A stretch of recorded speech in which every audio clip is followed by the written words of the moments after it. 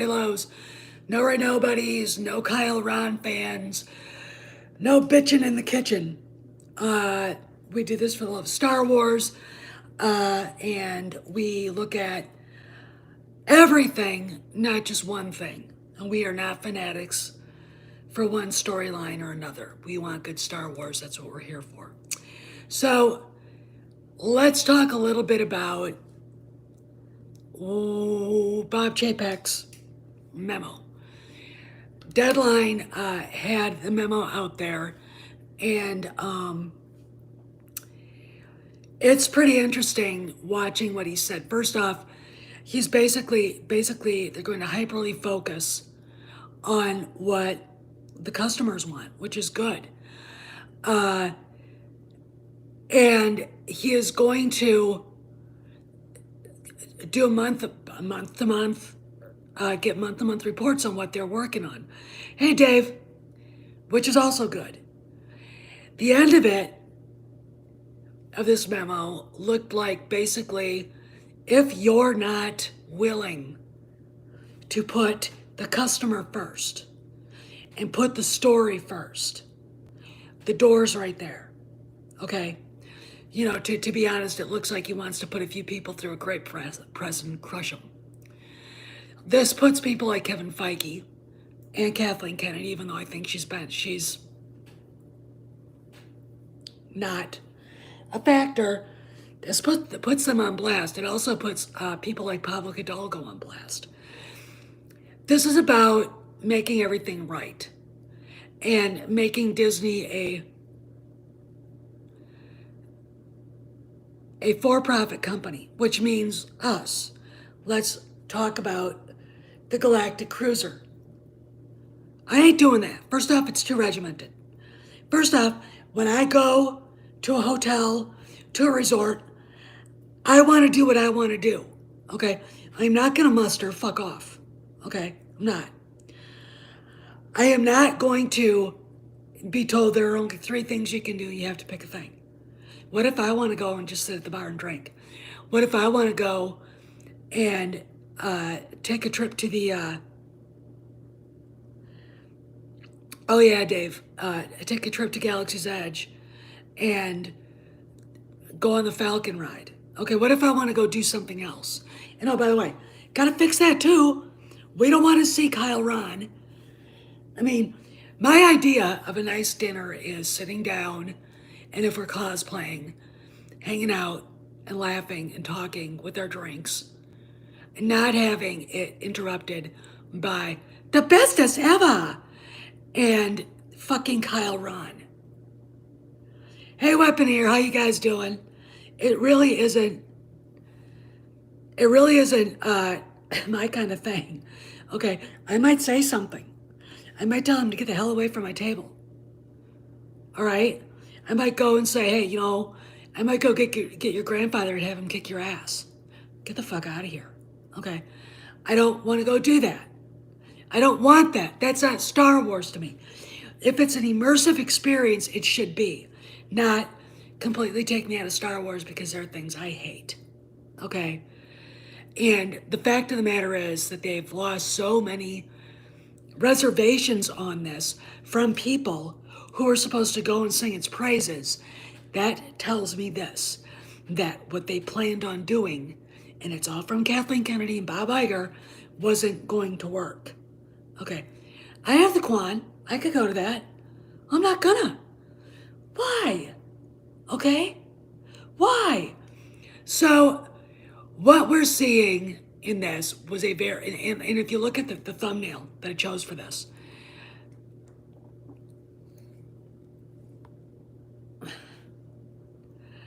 Brian, they're fixing it, okay? Let's not just sit there and chirp the line from G&G and all the rest of these money-making machines, okay? All right? They're trying to fix it. Okay, so let's think a little bit. Okay, let's you know, Mazers, I sent you that link to that article. If you want to put it in the chat, that would be great. Thank you.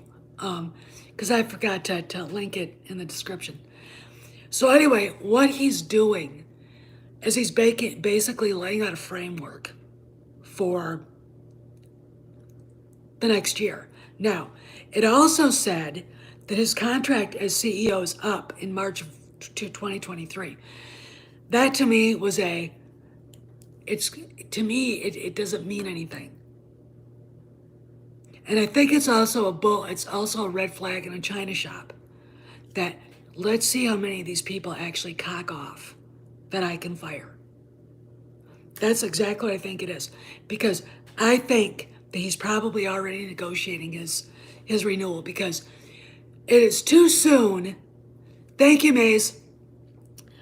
It is too soon right now in his tenure to want to fire him. And I know the people who are parks people are bitching and moaning and they call him Bob Chapek and all the rest of that shit.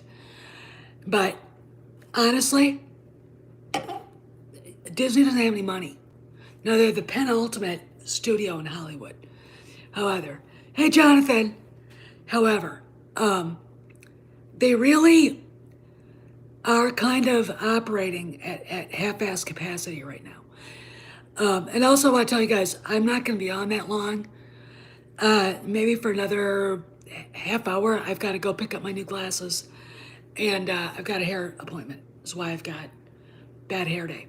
Anyway, it's very, when you look at what he said, it was a warning. And it was literally 3, Cameron said pillars, which is understandable.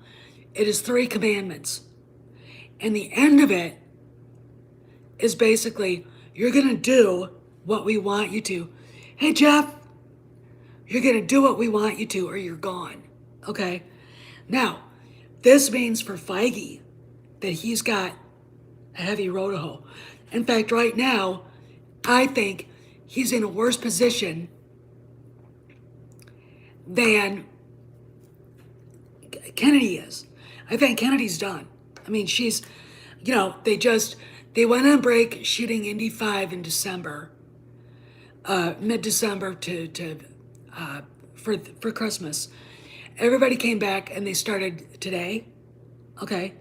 So they got 1 more month according to James Mangold on Twitter. So my thing is, that's it for her. That's all. Are they going to make The Acolyte? If you look at Bob Chapek's memo and you see what he said, if the customers don't want it, we're not making it. Does anybody want The Acolyte? Put a 1 in the chat if you want The Acolyte. I don't think I'm going to get a 1. I don't think I'm going to get anyone's. Okay, no one wants this. It's just like them trying to push the High Republic as being successful. Well, if you're smoking dope, all you got to do is go look at the Amazon top 100 books and none of them are there. All right?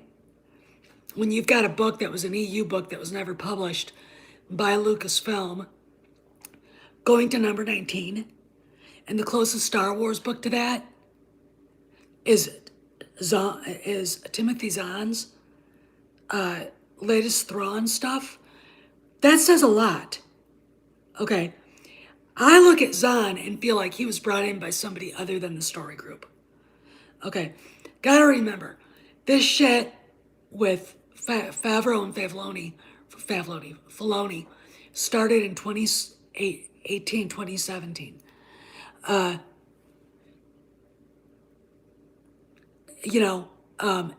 It's really interesting to me. Maze. It's interesting to me to see how long it takes stuff to get developed. I would say that Favreau had probably been talking, and I bet you any money he saw a cut of The Last Jedi before any of us did. Okay, I would say he probably saw with a bunch of other suits and was like, The Force Awakens sucked, but this is horrible. This is horrible. My money is he went to Iger and said, I can fix this. Iger saying, it's not bad, the fans will love it. Then Iger going, holy shit, they hate it. Holy shit, it only made half of what The Force Awakens made. It was supposed to make double. Holy shit. All right. Then they released Solo. Good morning. Well, if it's not, they're fired, Carlos. I mean, that's basically what the memo said. I mean, you'd have to be a retarded chihuahua not to understand what that meant. I mean, if I was working for Disney, I'd be scared shitless right now. I'd be looking back at everything that I was working on and hoping that it was successful enough that I wasn't under the microscope. That's how bad that memo really is, okay? So, so Favreau, sees Solo and goes, oh God. And they say, go with God. Then they decide, we're not going to make a Boba Fett movie, we're going to make a TV show. We're not going to do this, we're going to make it into a streaming thing. They didn't have any content for the streaming service. And it came out, streaming service started in 2019, right? Okay. They didn't have anything. Star Wars didn't have anything. All right, Marvel didn't have anything. Part of the reason why I think a lot of it has gone over like with a lead balloon is because A, they were in a hurry. B, the wrong people were working on it. C, it just doesn't rate with the audience if you're taking the audience out of the story, and I'm talking about Marvel. All right, so we've got CHAPEKS, the Bobbers, memo. And I expect to see a lot of this go public. Because I've said to people, I said to Doomcock, I said to Cameron in private, they have to be public with this. And I think that is the warning. I don't think the investors care. I think the investors want to see money, okay? I'm an investor. I want my dividend. I want to see profits. Okay, they're not getting any right now, and a lot of the reason why the Star Wars parks aren't working is because of Iger, not Chapek. Chapek worked for Iger. He did not work. He was not the boss. Okay, he was the boss of the parks too, but he had to implement what Iger and Kathy wanted. So we get Galaxy Star Cruiser from hell. We get shit for Galaxy's Edge. We get people in the parks that are working there, like that story about the lightsabers that really aren't working very well. They're supposed to come in a carrying case, and instead they were getting in plastic bags. Disney actually having to start giving carrying cases out. That was a mid-level bullshit maneuver, and it wasn't.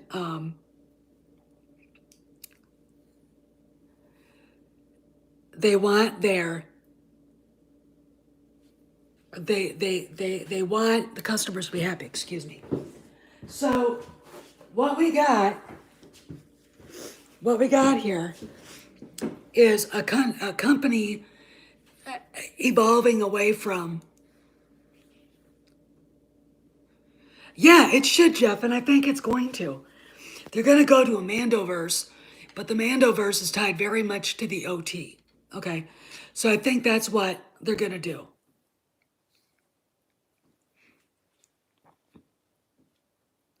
Oh, Maze. Okay, that's interesting. So let's talk about Boba Fett. So yesterday in a video I put up about Boba Fett. Hey, Ben. Oh, I'm doing good. Eckhart Ladder's video on the backstory. And it's a theory. But you can't build an intelligent, well thought out theory if you only have half the story. Okay. The idea, if you look at how they built Boba's post-Sarlacc period, the idea that he came out kicking ass is delusional. He lost a leg. He was injured, okay? He was physically unable to be that guy. And I think part of the problem people have with this all is the fact that they watch too many superhero stories. Okay, I can say this. You can like your superhero stories, but you gotta remember, not even Jedis are superheroes. Okay, Anakin Skywalker was only as powerful as the Force let him be. Okay, Boba Fett, despite being a clone, is a human being. He was a very talented, ruthless, soulless human being. Okay, but he was human. Okay, and the EU described what happened in the Sarlacc. He loses a leg. He goes through many different physical issues, which I think they're doing quite well with the Bacta tank. It's healing the scars on his face. I mean, we don't know in this iteration how long he was in the Sarlacc. When he was in the Sarlacc in the EU, he was in there for at least 5 days. So let's say he was in there for 5 days. Okay. Crawling out, running into maybe dead stormtroopers, taking their air as he's going. Okay, well, something like that. He's not only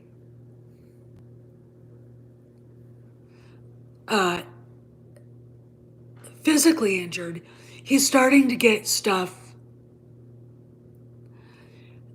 from other beings, including a Jedi. This is in theory, this is in the EU.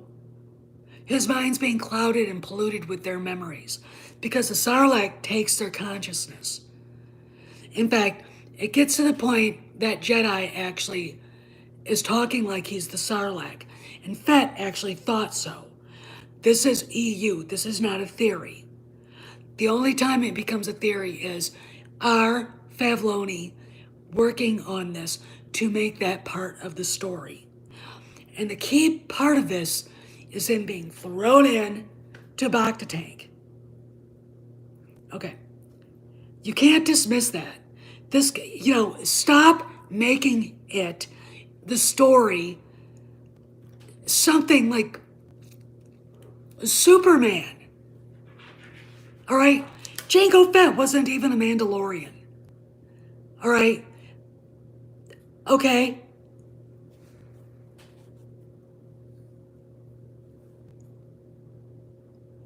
Yeah, and that's exactly a telepathic community of Sarlacc meals. And Fett is struggling to get out. In fact, in the EU, and I love how people who are EU fans would always leave all this out. Scientists, zoologists in the EU got a hold of the recordings from his helmet so they could study, and they discovered that, which is completely freaky. Okay, but we don't talk about that because we want to hate the show. We don't, then the lazy, well, I don't want to read the books. Well, here's Eckhart Ladder's so-called theory, but it's based on the facts of this is what the EU said. Okay, this is not part of it. This is not the part I want to tell everybody. Okay, because I want everybody to hate it. This is the whole thing. Okay, this is everything. Okay.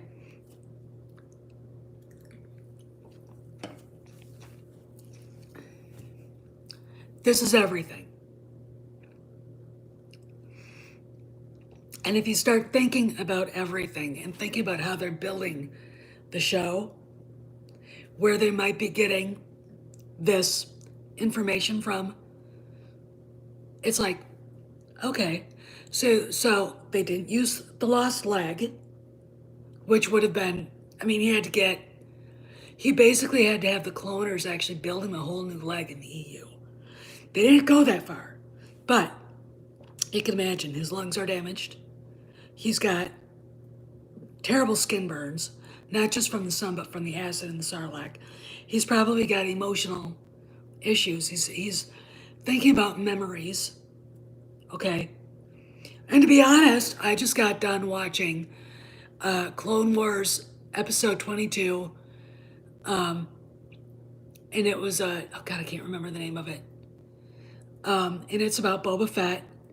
And he's actually working with Aura Singh.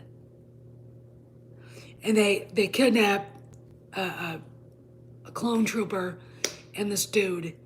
And it's about Plo Koon and Ahsoka going to rescue these two. And Plo Koon basically captures Boba. But there's a lot of interesting little tidbits. Filoni really thought about this character. First off, Aura Singh starts beating the shit out of one of the prisoners. Fett turns away. He's dead set on killing Mace Windu and has tried several times. Failed. But when the shit hits the fan and he sees what they're doing, he doesn't participate. He's a kid, but he doesn't participate. And I see a lot of that coming out in Fett in the show. I mean, these people, I think that a lot of these people who watched Clone Wars didn't like it. Yeah, hostage crisis. Yeah, that's it. Episode 2, season 2. Yeah. I don't know if it was hostage crisis or if it was tracking something. I can't remember. Hey, baby boy. There's a Kojak right here, and he's sniffing me. But it's to me, it's when you look at this and you're watching this, and you're like, okay, I get it. I'm getting it now. Okay, this when you look at what Filoni did in Clone Wars, and then you look at what he and Favreau are doing now, they're giving Fett a humanity. And now we know maybe the reason why he didn't outright kill the Rhodian that yelled about him is because A, he's trying to survive. That's the first thing. B, he wasn't gonna do it. Okay, again, evil superhero, supervillain. This is Star Wars. This is basically the human story. Okay, this is not Superman or, you know what I'm saying? I mean, even Iron Man died. Okay, Iron Man was human. So I don't know why certain people are putting superhero attributes on a human.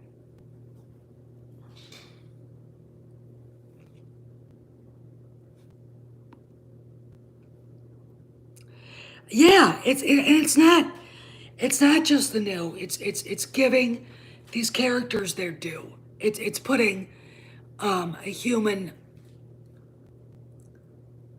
because Star Wars again is an amalgamation of human culture. Okay, I mean, Cameron Pasha can talk about Islamic influences in Star Wars. There are Buddhist influences. There are Shinto influences. There are Taoist influences. There are Christian influences, big time. And there are Japanese cultural influences. There are Native American influences. Okay, religion. When you look at Explore the Tusken Raiders, there are good videos on the Tusken Raiders. Their history, has been, followed for 25,000 years.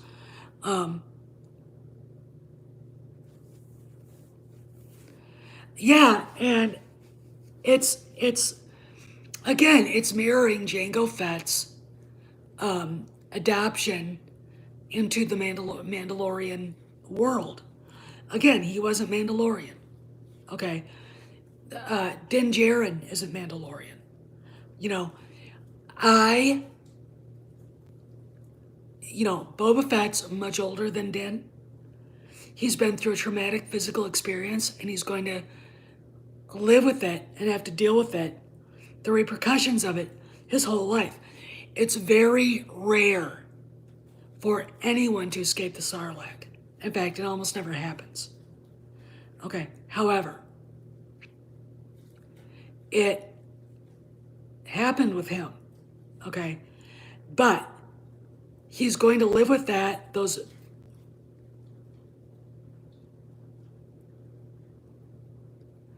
he's going to live with it, I think you're right, Ben, for the rest of his life. He's in his 70s and he's still trying to find help. The EU talks about cancer, liver failure, things like that.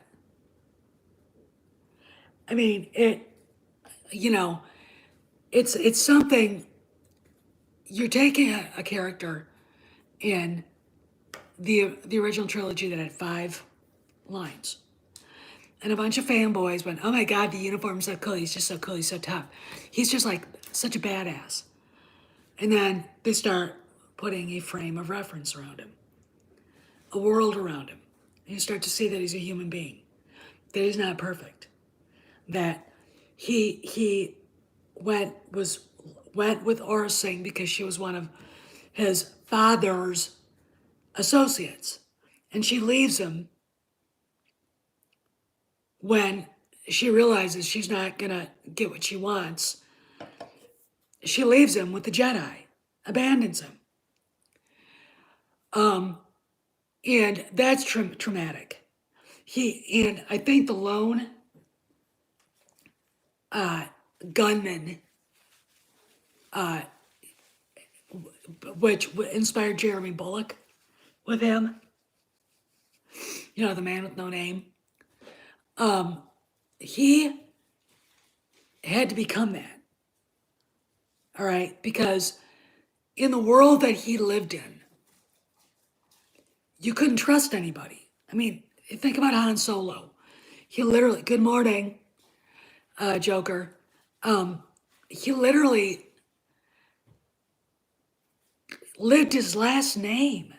He didn't trust anybody. But if you look at his origin story, and if they redo it so we get rid of Queera and all the rest of that garbage, you actually explore the character in depth, which these people will hate. But I don't expect, you start to see a story that is good, that tells you more about the person and gives them a human side. Okay?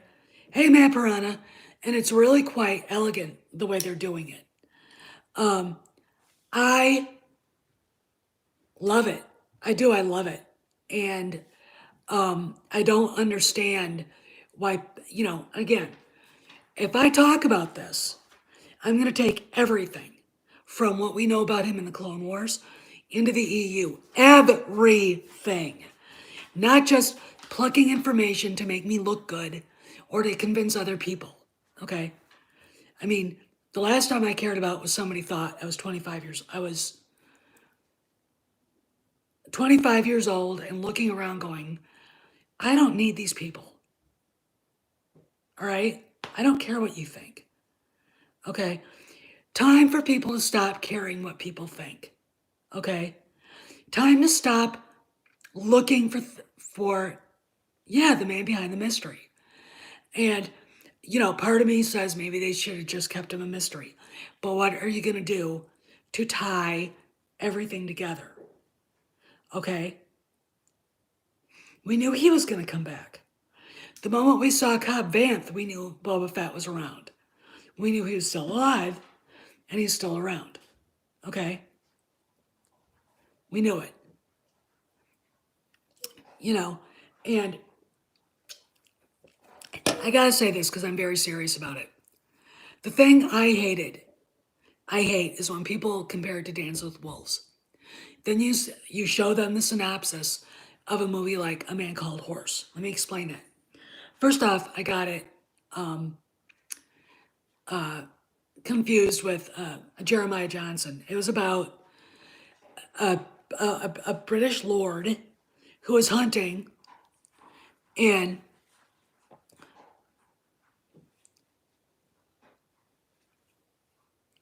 the Dakotas and out west, and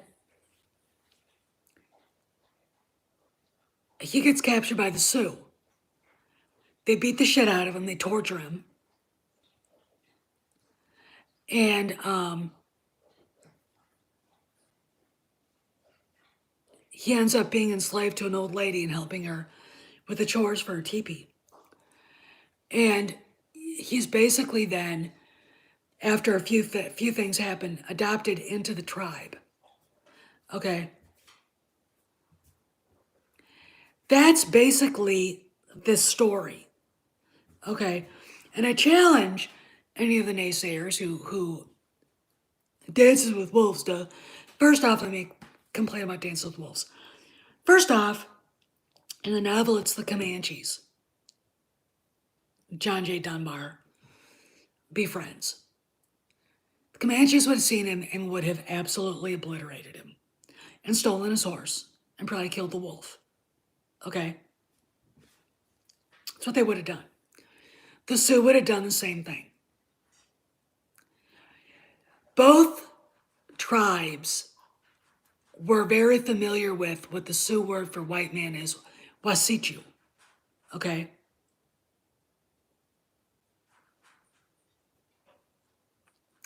So him going to that empty fort, writing a journal, befriending the Sioux, all the rest of this stuff, they're not, and I love it how they plant their village and they're not going anywhere. They don't move around. It's bullshit. This whole story is bullshit. If you want to watch a good show, hey Troy, about all of that, Melissa Matheson, Harrison Ford's ex-wife and wife at the time, was the person behind the teleplay of Bury My Heart at Wounded Knee, which is a good book.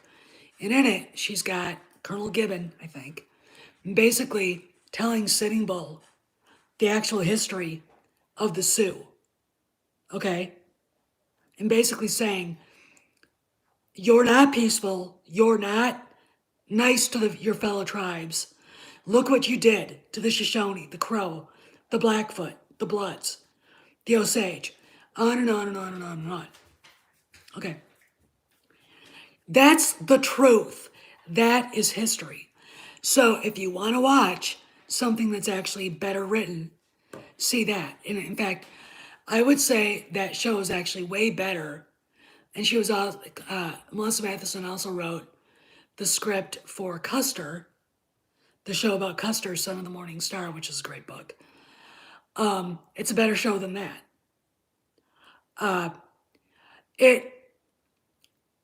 So yeah, I don't like that comparison to Dances with Wolves because it's historically inaccurate. The movie is, and A Man Called Horse, starring Richard Harris, is one of the greatest actors of all time, ever, is far better. Okay, then you've got the Lawrence of Arabia moment when the tribe is gathered and they're taught how to use technology to defeat the Pikes. Okay? I don't see anything wrong with that because I see a method to the madness. Okay. Here's a question for people complaining. What if Boba Fett can't be a bounty hunter anymore? I'm not a bounty hunter, he says. Well, why?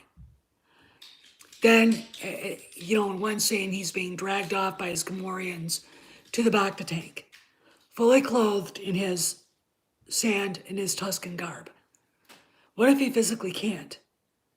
Does that ever occur to anybody? People don't want to think in these terms. Okay? I'm watching it because A, I want to be entertained, and I am. B, I want to think about what I'm seeing.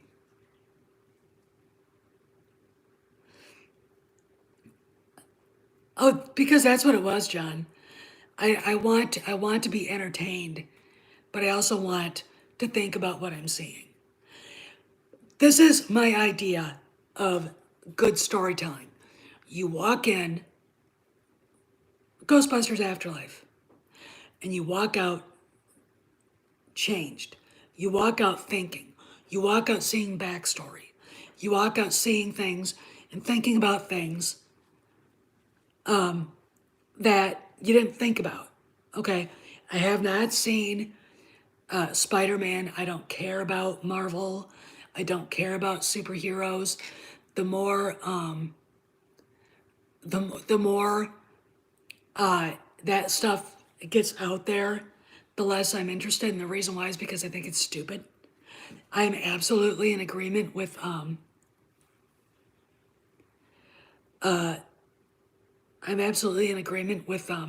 Scorsese and Francis Ford Coppola. With it's not good. It's not good cinema. It really because it's not. Sure, they're on their way to making $2 billion, but what?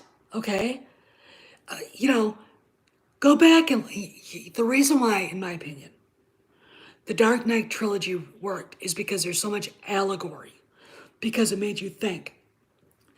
The Joker wasn't the Joker like we knew him, right? Remember?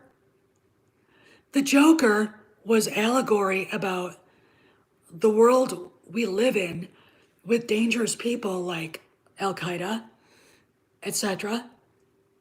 I mean, when Michael Caine, who's a god in my opinion, says to Bruce, you know, some men want to see the world burn.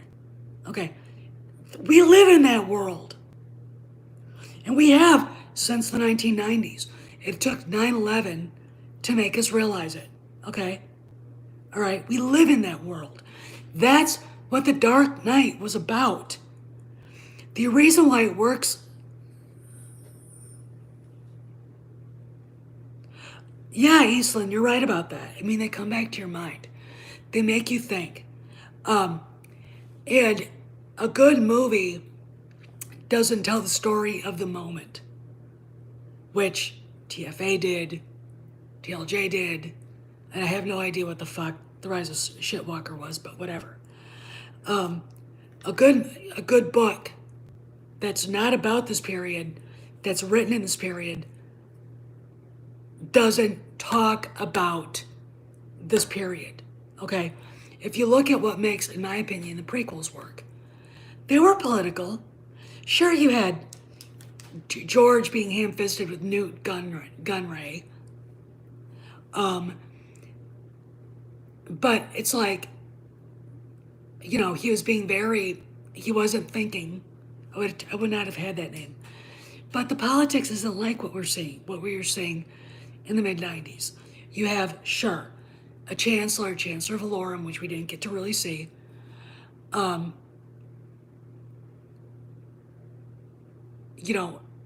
to his ears with scandals. Scandals that he caused and scandals that are being blamed on him. Okay. All right, I gotta go soon. However, those scandals were nothing like, I did not have sex with that woman, Monica Lewinsky. All right, it wasn't anything like that. All right. The scandals were actually what was really going on.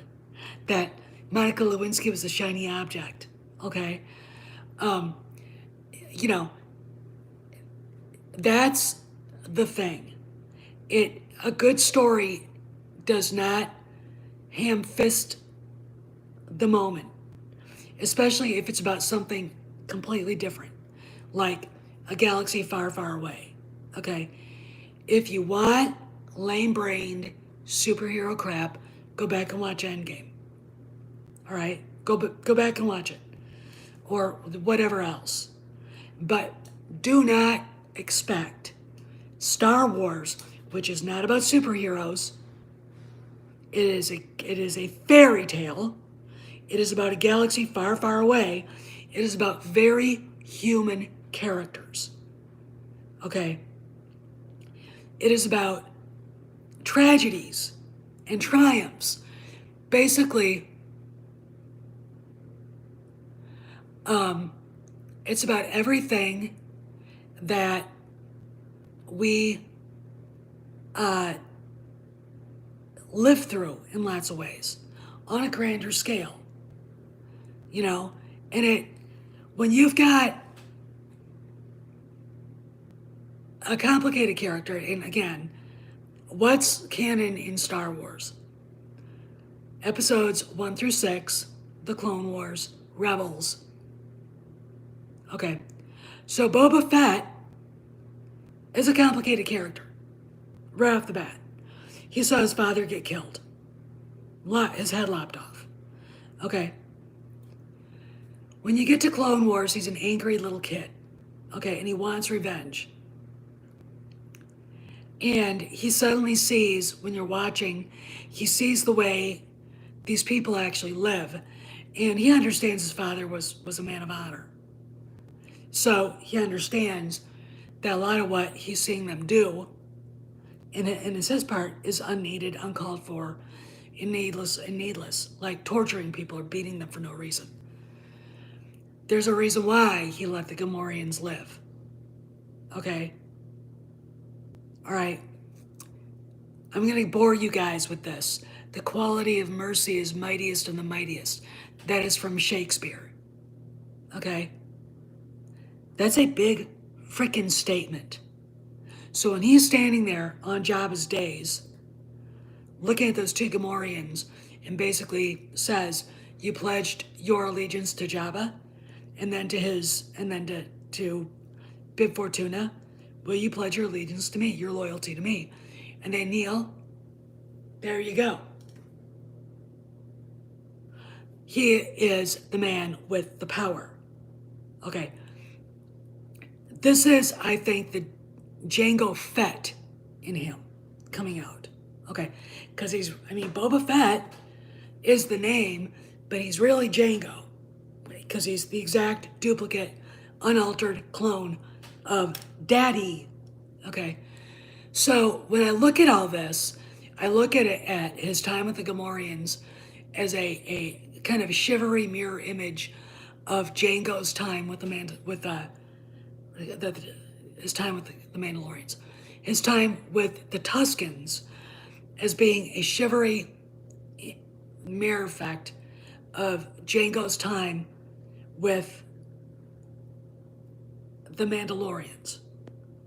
When I look at what he did with the Tuscans, when I look at him in the Clone Wars, the kid, bent on revenge, realizing he was alone in the world, really. Aurra Singh didn't give two shits about him. She's a class 1 hag, okay? You start to see the lone, I don't want to be part of this guy showing up, okay? When he says, "I'm not a bounty hunter," he should have said, "I'm not a bounty hunter anymore." But that would allude to weakness. What is the weakness? The Bacta tank. Okay? That's the key. And it's being missed by everybody. And I don't understand it.